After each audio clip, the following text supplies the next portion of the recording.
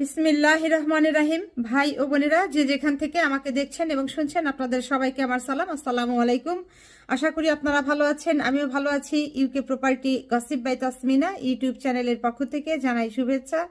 আজ জুন মাসের ৮ তারিখ রবিবার ২০২৫। এই মুহূর্তে লন্ডনের তাপমাত্রা আছে ১৩ ডিগ্রি সেলসিয়াস। এখন আপনাদের সাথে যে বিষয়টি নিয়ে কথা বলতে চাচ্ছি সেটি একটি বিশাল খবর।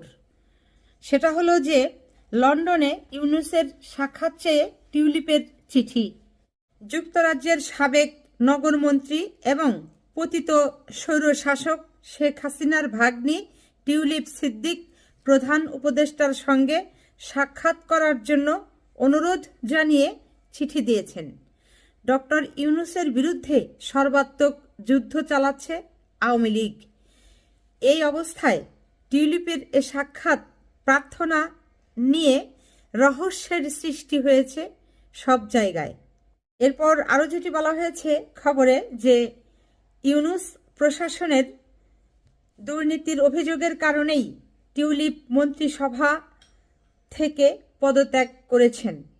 আগামীকাল সোমবার যুক্তরাজ্য সফরে আসছেন ডক্টর ইউনূস। ব্রিটিশ দৈনিক গার্ডিয়ান জানায়, নোবেলজয়ী অর্থনীতিবিদ ডক্টর ইউনূসকে লেখা এক চিঠিতে সিদ্দিক লন্ডন সফরের সময় আলোচনা করার সুযোগ চেয়েছেন। মানে এই খবরটি প্রকাশ করেছে যুক্তরাজ্য ভিত্তিক যে পত্রিকা আছে, যে পত্রিকার নাম গার্ডিয়ান, সেই পত্রিকার থেকেই এই খবরটি পাওয়া গেছে। এরপর আরও যেটি বলা হয়েছে যে লন্ডনে ডক্টর ইউনূস রাজা চার্লসের সঙ্গে দেখা করবেন এবং ডাউনিং স্ট্রিটে ব্রিটিশ প্রধানমন্ত্রী কেয়ার স্টারমারের সাথে বৈঠকে মিলিত হবেন। টিউলিপ চিঠিতে লিখেছেন, তিনি আশা করেন তাদের মধ্যে একটি বৈঠক ঢাকায় দুর্নীতি দমন কমিশনের সৃষ্টি ভুল বুঝাবুঝি দূর করতে সাহায্য করবে। তার খালা শেখ হাসিনার সঙ্গে তাকে জড়িয়ে কিছু প্রশ্নের উত্তর তিনি দিতে চান। আপনারা জানেন যে এই টিউলিপ সিদ্দিকের নামে বাংলাদেশে যে দুদক আছে, অর্থাৎ দুর্নীতি দমন কমিশন আছে, তারা বেশ কয়েকটি মামলা করেছে। তার বিরুদ্ধে দুর্নীতির অভিযোগ উঠেছে, প্রমাণাদি তাদের হাতে এসেছে বিধায় তার নামে মামলা করেছে। এখন তিনি সেই ব্যাপারে এই ডক্টর ইউনূসের সাথে কথা বলতে চান, কিছু তার সাথে তার সেই প্রশ্নের উত্তর দিতে চান। কিন্তু এখন কথা হলো, সেই প্রশ্নের উত্তর ডক্টর ইউনূসকে কেন? যারা প্রশ্ন রেখেছেন তাদেরকে উত্তরটা দিতে হবে, অর্থাৎ তাকে নিয়ম অনুযায়ী বাংলাদেশে যেতে হবে। যেহেতু তিনি একজন অপরাধী, আসামি, অভিযুক্ত ব্যক্তি, তাকে বাংলাদেশে যেতে হবে, তাকে আদালতে হাজির হতে হবে এবং সেখানে তাকে তার যে কথা আছে, প্রশ্ন আছে, সেগুলোর উত্তর আছে, সেগুলো তাকে সেখানে পেশ করতে হবে, উপস্থাপন করতে হবে। তো যাই হোক, এরপর আরও যেটি বলা হয়েছে যে চিঠিতে টিউলিপ আরও লিখেছেন, আমি একজন ব্রিটিশ নাগরিক, লন্ডনে জন্মগ্রহণ করেছি এবং গত ১ দশক ধরে পার্লামেন্টে হ্যাম্পস্টেড এবং হাইগেটের জনগণের প্রতিনিধিত্ব করছি।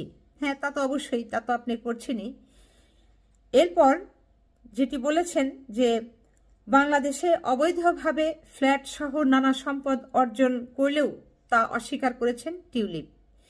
ডক্টর ইউনূসের কাছে চিঠিতে টিউলিপ দাবি করেছেন, বাংলাদেশে আমার কোনো সম্পত্তি বা কোনো ব্যবসায়িক স্বার্থ নেই। দেশটি আমার কাছে প্রিয়, কিন্তু এটি সেই দেশ নয় যেখানে আমি জন্মগ্রহণ করেছি, বাস করেছি বা আমার ক্যারিয়ার গড়ে তুলেছি। আমি দুদকের কাছে এটি স্পষ্ট করার চেষ্টা করেছি, কিন্তু তারা লন্ডনে আমার আইনজীবীদের সঙ্গে যোগাযোগ করতে অস্বীকৃতি জানিয়েছে এবং স্পষ্টতই ঢাকার একটি এলোমেলো ঠিকানায় চিঠিপত্র পাঠাচ্ছে। ঢাকার যদি এলোমেলো ঠিকানায় আপনার নামে চিঠিপত্র পাঠাই, সেটি আপনি তাহলে কি করে জানলেন? নিশ্চয়ই সেটি ওখান থেকে ওই এলোমেলো ঠিকানায় কেউ আপনার অবস্থান করছে, তাদের হাতে গিয়ে পৌঁছাচ্ছে, তারা সেটি খুলে পড়ে আপনাকে পাঠাচ্ছে, আপনিও সেটি দেখতে পাচ্ছেন, যে কারণেই এ কথাটি আপনি বলতে পারছেন। এরপর আরেকটি কথা দেখেন, এই টিউলিপ যেটি বলেছে যে তার আইনজীবীরা নাকি তার সাথে যোগাযোগ করবার জন্য চেষ্টা করেছে, অর্থাৎ টিউলিপের আইনজীবীরা দুদকের লোকদের সাথে যোগাযোগ করবার চেষ্টা করেছে, কিন্তু তারা নাকি অস্বীকৃতি জানিয়েছে। এটি তো আসলে সম্পূর্ণ ভুল এবং মানে এটি অসত্য একটি খবর কথা। কারণ হচ্ছে এই দুর্নীতি দমন কমিশনের যারা মামলাটি করেছে তার বিরুদ্ধে আনীত মামলার বিপরীতে যে কাগজপত্র যা কিছু প্রয়োজনীয় প্রমাণাদি আছে, চিঠিপত্র লেনদেন আছে, সমস্ত কিছুই কিন্তু এই ব্রিটিশ এমপির যারা আইনজীবী তাদেরকেও কিন্তু পাঠানো হয়েছে, কিন্তু তিনি এখানে এই চিঠিতে সেটি অস্বীকার করেছেন।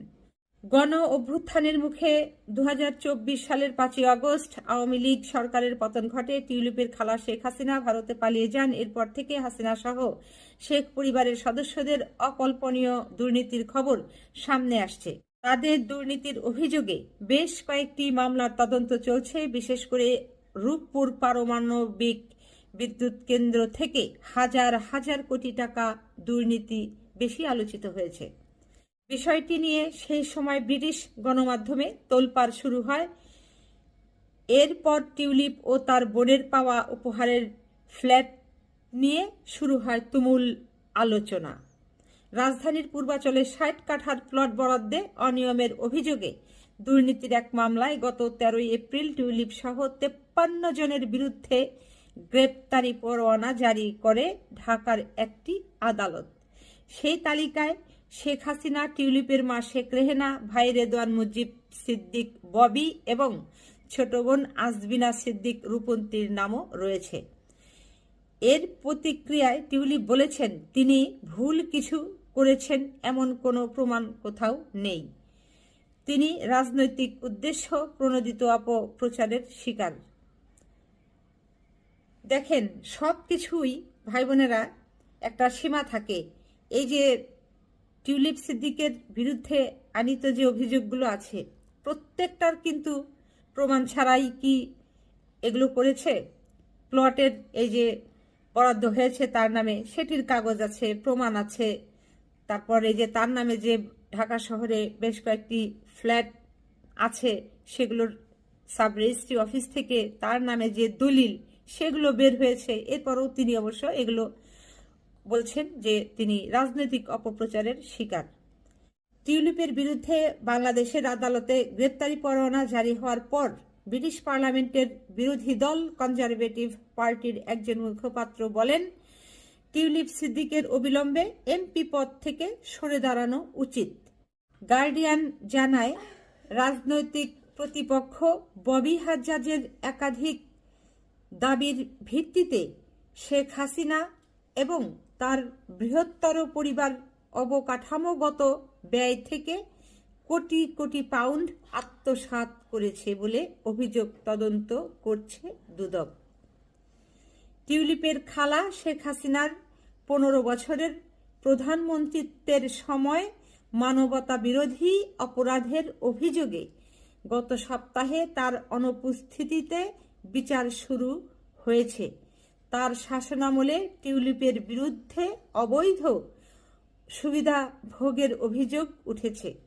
তো যাই হোক ভাই বোনেরা, এই ছিল মোটামুটি খবর যেটি আমি পড়লাম, আপনারা শুনলেন যে ডক্টর ইউনূস বাংলাদেশের অন্তর্বর্তী সরকারের প্রধান উপদেষ্টা, তিনি লন্ডন সফরে আসছেন। আর এদিকে তার সাথে সাক্ষাৎ চেয়ে চিঠি দিয়েছেন টিউলিপ সিদ্দিক, ব্রিটিশ এমপি। এখন বাংলাদেশের মানুষের ভেতরে, সেই সাথে বাংলাদেশের বাহিরেও যেখানে যেখানে বাংলাদেশিরা আছেন, এখন উৎসুক জনতার মনে একটি প্রশ্ন যে ইউনূসের সাথে টিউলিপ সিদ্দিকের সাক্ষাৎ কিংবা দেখা হবে কি হবে না। তো যেটি হোক, নিশ্চয়ই আবারও খবর পাওয়া যাবে, আপনাদেরকে আমি জানিয়ে দেব। সবাই ভালো থাকবেন, সুস্থ থাকবেন এবং আমার জন্য দোয়া করবেন। আমার এই চ্যানেলটিতে লাইক, কমেন্ট, শেয়ার এবং সাবস্ক্রাইব করবেন। আসসালামু আলাইকুম, আল্লাহ হাফেজ।